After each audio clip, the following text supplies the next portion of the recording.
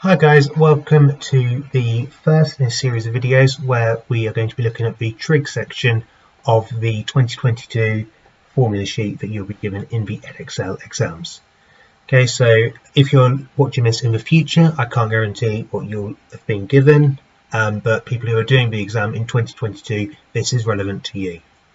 So the very first thing we see relating to trig in the formula sheet is Pythagoras' theorem, which hopefully you are familiar with. So in a right angle triangle where A, B and C are the lengths of the sides and C is the hypotenuse, we have A squared plus B squared is C squared. Okay, we've also got our Socatoa rules down below, which we'll be going into in a future video.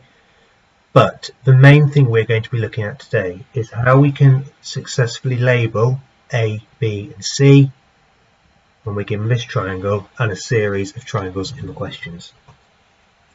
So actually we're going to be doing absolutely no trigonometry in this video, purely labelling, because setting up the problem and knowing what you need to do is probably the most important part, and where I would say most marks are lost with trigonometry questions. So I've got a series of triangles here. They're right angles and they are only concerning side lengths, so we should be using Pythagoras' theorem. So if I bring back this right angle triangle, we can have a look at labelling. Now I'm under no illusions, I know lots of you would probably have been able to work out straight away what the value of x is. But I'm going to break this down and be really slow because you will see it's so important to have your labelling correct. So if I compare this triangle that we're given in a question with the one that we're given in the formula sheet, we've got our right angle here and here, and then we've got our three sides here, here and here. You can see they match up quite nicely. Okay, just let that focus again. So it's really important we do get our labelling correct. So C is our hypotenuse, it is specified in the question. Now you can see that in the formula sheet C is always opposite the right angle, and that's going to be the case here. So what I would always do with one of these questions is in a pencil just label the sides A, B and C to make sure you're doing it correctly. So we can see if we try and transfer the information from here onto this triangle, C is going to go here because it's opposite the right angle. Okay, and then we can just call this side A and this side B. Key thing with Pythagoras' theorem is making sure you know what the hypotenuse is. Okay, if I have a look at this one, now this is where it gets a little bit trickier and some people automatically get thrown. Okay, I see lots of people who think that this is going to be A because it's on the left here, this is going to be B because it's on the bottom, and this will be C because it's diagonal, and they'd be wrong. Remember, C is always opposite the right angle. So that means C in this case is going to be here. Okay, so even though the question has called it X,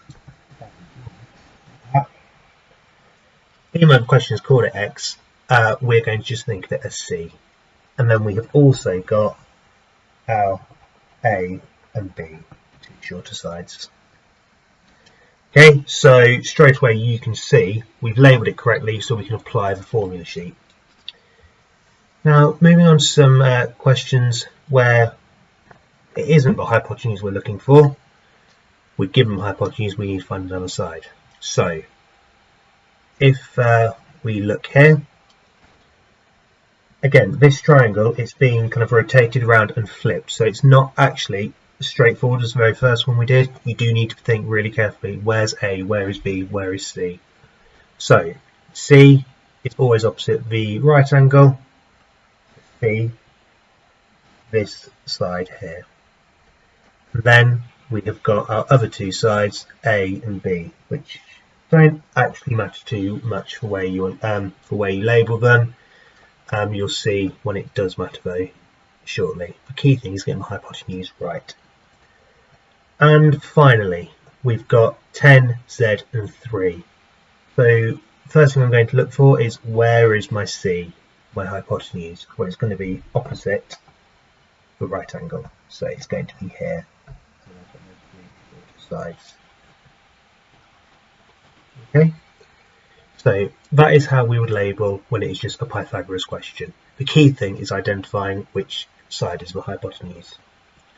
Now, when it comes to questions that need Socatoa, where there's an angle involved, this is where you just have to be a little bit more careful. So, I'm going to do the first one, and I'm just going to show you why it's different to Pythagoras. I'm still going to be referring back to my little diagram that I'm given to me, but it is really important we do take care with this step. So again, just in pencil, do get into the habit of doing that. Don't write all over your diagram straight away because you might make a little mistake. If you do it in pencil, you'll be able to rub it out.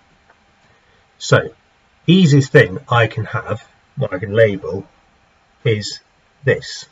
It's the only difference what we've been looking at in the previous example. We've been given an angle. So we've got a right angle and a given angle, just like we do here, a right angle and a given angle. So this given angle, 35 degrees, we can just call capital A. Now, label all of our other sides. Again, I would always start off with a hypotenuse. C is always opposite the right angle. That is going to be lowercase c. Now, I've got A and B, so this is where I do have to be really careful. Lots of people make a mistake labelling these. So, if I look, I've got B, which is between the right angle and the given angle. So that is what I'm looking for. I want the side of it is between the right angle and the given angle. So the right angle is here, the given angle is here. So that means this side must be B. Finally, obviously, process of elimination, we are going to have A, lowercase a, that's all that's left over, but lowercase a is always opposite the given angle. If we look here, you can see it's opposite. So with that in mind, I'm just going to show you 3 examples I've got. Maybe just pause the video with the triangle you're given in view and try and work out which side is which, how I would label those 3 triangles. So maybe pause the video and I'm going to go through it very shortly. Okay, so if we look at the one in the top left. Now lots of people, they're going to jump straight into this and say, well, I can see that this triangle has just kind of been rotated around a bit. That's going to be really easy to copy down exactly what I've got. And that is where people would lose more. So, again, easiest thing to label is my angle. It's going to be capital A. Then I'm going to label my C, my hypotenuse. Well, it's always opposite the right angle, so it's going to be here. Then I'm going to try and label my B. Now I know that B always touches the angle, the given angle and the right angle. So I'm looking for what touches the given angle and the right angle. It's going to be this side here, the 9 centimetre one. It's going to be B. Finally, I'm going to be left with A, which is opposite my given angle. So, okay. So, moving on to the next one. Straight away, let's label angle A. Then we are going to try and label our hypotenuse, so the one that's diagonally opposite to our right angle. So we can see it's this one here. That's going to be C. I want the line that touches both angles, this one and this one, here and here, so that is going to be B. And then finally I'm going to be left with A. I can see lowercase a is opposite my given angle. And finally, if we look over here, again, I'm just going to label everything I can. Even if it's not relevant to the question, it will help me. So, I'm going to label my given angle straight away. So the question is called X, but in reality, according to our formula sheet, it's A. Then I'm going to label my hypotenuse, my C. C is always opposite the right angle, so it's going to be there. Then I'm going to label the one that touches, my adjacent, which the example calls B. B always touches both angles. And left over is just going to be A.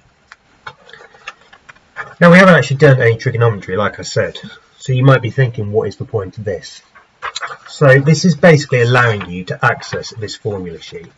So in my next video, I'm going to just be doing a recap of Pythagoras' theorem. We're also going to have a look at Socatoa, selecting the right rule to use, and then we will be moving on to some new content, sine rule and cosine rule. So do remember, do this for any question involving right angle triangles, however basic you feel it is. Okay, I see so many people make a mistake when it comes to mislabeling in a Pythagoras question, getting an answer that's far too big or far too small, when actually if they just stop to think, they would have got the right answer. So hopefully this has been useful to you guys, and I'll see you in my next video.